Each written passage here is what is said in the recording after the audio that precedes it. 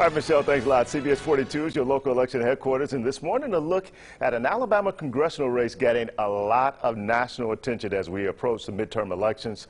Former Miss America, Mallory Hagan, who's also now a former television news anchor, is mounting a serious challenge to longtime Alabama Congressman Mike Rogers. The Democratic candidate joins us this morning. Thanks so much for coming in to be with us. Thanks for having me. I don't envy this time frame any longer. I know. You know what it's like out there. I do. Well, in this year of the Me Too movement, let's talk about it. Let me get the numbers right. 256 women won House and Senate primaries.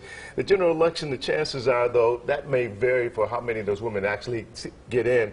How important is it that we see this wave of women candidates this year? Well, I think that we are seeing a wave of women candidates because women are tired of the status quo, and we are tired of not having a seat at the table. And maybe that's because in the past women just haven't run in the numbers that men have. But what we're seeing now is that women are really wanting to be a part of these conversations that impact not only us, but our families, or in my case, a future family. We look at the fact that America is the only country that doesn't have guaranteed paid maternity leave. There are just some things that I think we're lagging in our country, and women are ready to step up and take charge. And you said you would be a voice for women if you were elected. Last night, President Trump made some remarks about Dr. Christine Blasey Ford when he was at his at his rally last night. What do you make of those remarks?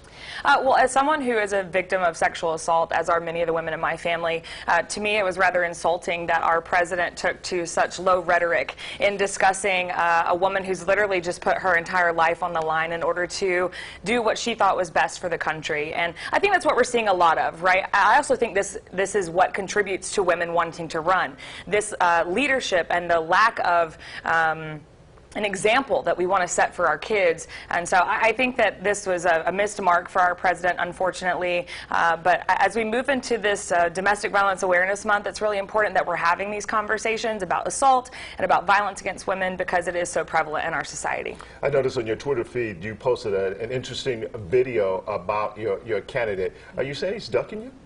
I do believe Congressman Rogers is ducking me, and this is an age-old tactic that's been used by incumbents for a long time. He says he doesn't want to debate me because therefore then I'll be on TV, and I think that I've proven time and time again, whether it was through Now This News or other national media outlets, that I have been on the media and have been on television, and I don't really need Congressman Rogers in order to do that.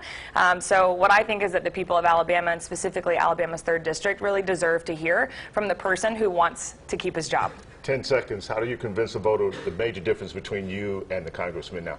Well, I think that all of us are tired of the status quo, as I mentioned, and what we're seeing is career politicians across the country, and frankly on both sides of the aisle. This is the time in order to have new, fresh perspective and young people involved and at the table when we're making decisions that impact all of our future. Mallory Hagan. Thank you. Thank you so much for coming in.